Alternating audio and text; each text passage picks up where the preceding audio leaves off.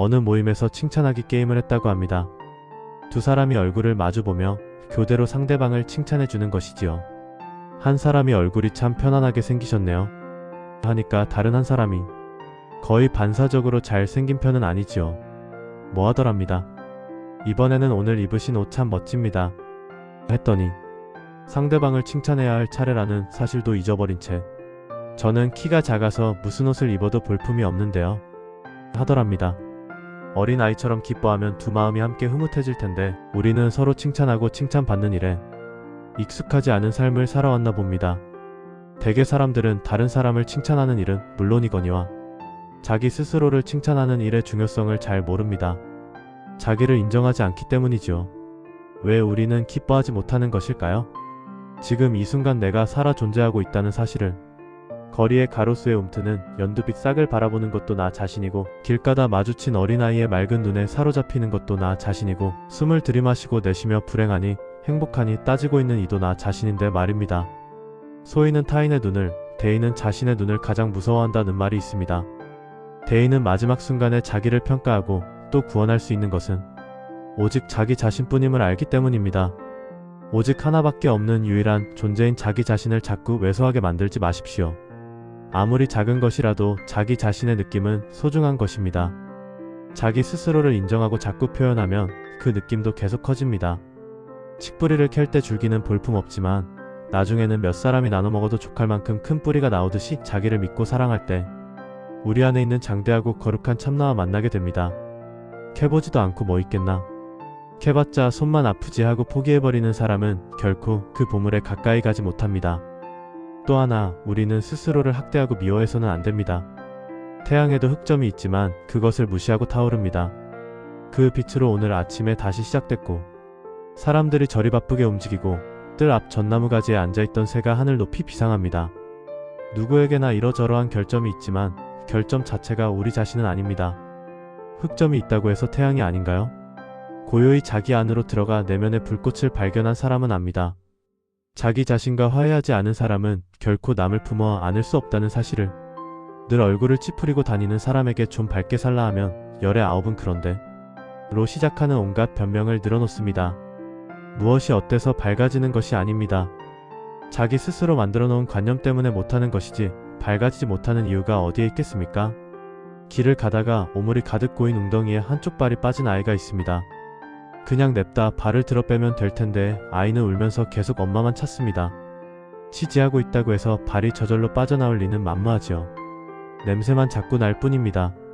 자기 삶에 변화가 있었으면 하고 바라면서도 환경 탓을 하는 이는 오물에 빠진 아이와 하나도 다를 바가 없습니다. 발을 쏙 빼면 될 텐데 계속 지하는 그는 아직 어린 사람입니다.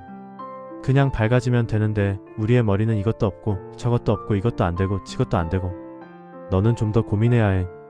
그게 너한테 어울려. 늘 그렇게 이야기합니다. 많은 사람들이 내가 죽어야 내가 산다 는 생각에 길들여져 있습니다. 그 생각은 우리가 누리고 있는 문명의 가장 밑바닥에서 우리를 조정하고 있는 것처럼 보입니다. 서로를 욕하고 서로에게 상처를 주고 서로를 절망시키는 대화들, 투쟁해서 이겨야 하고 으스대야 만족할 수 있다는 생각들, 하늘로부터 받은 이 생명을 서로의 에너지를 빼앗는 데 쓴다는 것은 너무나 가슴 아픈 일입니다. 삶의 고비에서 힘들고 어려워하는 사람들을 만날 때마다 이 세상에 놀러왔다고 생각하며 살라고 이야기해주고 싶습니다. 공부를 하다 보면 1등 할 수도 있고 2등 할 수도 있고 꼴찌할 수도 있는 게지요. 그런데 다들 그것이 인생의 유일한 가치인 양 매달려서 끙끙댑니다. 공부도 자기 멋에 취해서 노는 것이라고 생각해보면 어떨까요? 1등을 했으면 열심히 한 만큼 칭찬받으면 됐지 2등, 3등 한 사람을 멸시할 필요는 없지 않겠습니까? 또 나보다 공부 잘하는 사람을 질투할 필요도 없을 테고요. 우리는 세상에 놀러왔다가 때가 되면 돌아갑니다. 놀다 보니까 함께 길을 가는 이도 생기고 자식도 생기고 일도 생기고 그러는 거지요. 놀다 보면 때로 질 수도 있는 겁니다. 놀이에서 한두 번 졌다고 너무 심각할 필요는 없습니다. 삶을 놀이라고 생각한다면 시험에 떨어졌다고 해서 사업에 실패했다고 해서 삶을 포기하는 이는 없을 겁니다. 그리고 정말로 몰두해서 놀 때 놀이에 열중한 아이처럼 일할 때 최선을 다할 수 있습니다. 큰 기쁨과 큰 슬픔은 원래 인지되지도 않는 것이라고 합니다. 어쩌면 아무 생각 없이 묵묵히 자신의 맡은 일을 하는 그 순간이 최고의 몰두이며 가장 신명나는 놀이판인지도 모릅니다. 무엇인가 끝내주는 것을 찾고 있다는 것은 아직 덜 여물었다는 표시이기 쉽습니다. 그것은 보채는 마음에서 나온 것이기 때문입니다. 공부도 일도 정말 노는 마음으로 해보고 인생도 노는 마음으로 살아봅시다. 그렇게 살다 보면 우리가 이 세상을 떠날 때도 나 잘 놀다 간다고 말하며 늙은 타우스 인디언처럼 노래할 수 있을지도 모릅니다. 오늘은 죽기 좋은 날. 모든 생명체가 나와 조화를 이루고 모든 소리가 내 안에서 합창을 하고 모든 아름다움이 내 눈 속에 녹아들고 모든 사악함이 내게서 멀어졌으니 오늘을 죽기 좋은 날. 나를 둘러싼 저 평화로운 땅. 마침내 순환을 마친 저 들판. 웃음이 가득한 나의 집. 그리고 내 곁에 둘러앉은 자식들. 그래, 오늘이 아니면 언제 떠나가겠나. 낸시 우드의 시 오늘은 죽기 좋은 날. 인디언들이 대지에 뿌리를 내리고 자연과 교감하며 살았듯이 하늘을 가슴에 품고 놀 때 그 놀이는 깨달음의 놀이가 됩니다. 하늘을 가슴에 품는다는 것은 그리 거창한 것이 아닙니다. 우리가 큰 기운을 통하여 하나로 연결되어 있음을 알고 나를 넘어 전체를 생각하며 살아가는 것이지요. 그렇게 하면 너 죽고 나 살자는 문화가 아니라 너도 살고 나도 사는 문화를 꼭 비울 수 있습니다. 그것은 거창한 문화이론이 있어야만 가능한 일이 아닙니다. 서로 도우며 살 때 큰 힘과 기쁨을 얻는 것이 우리 존재의 본성임을 알고 아주 적은 일이라도 서로를 생각하는 마음으로 하면 되는 것입니다. 진정한 건강이란 바로 사랑하고 사랑받으며 자신이 하늘로부터 받은 생명을 충분히 사용하며 살다 가는 것입니다. 자신은 정말 그렇게 살고 싶은데 주위의 여건이 허락하지 않는다고 말하지 맙시다. 그 안 되는 원인을 밖에서 찾지 말자는 것이지요. 또 다른 사람이 안 하니 나도 안 하겠다고 말하지 말자는 것이지요.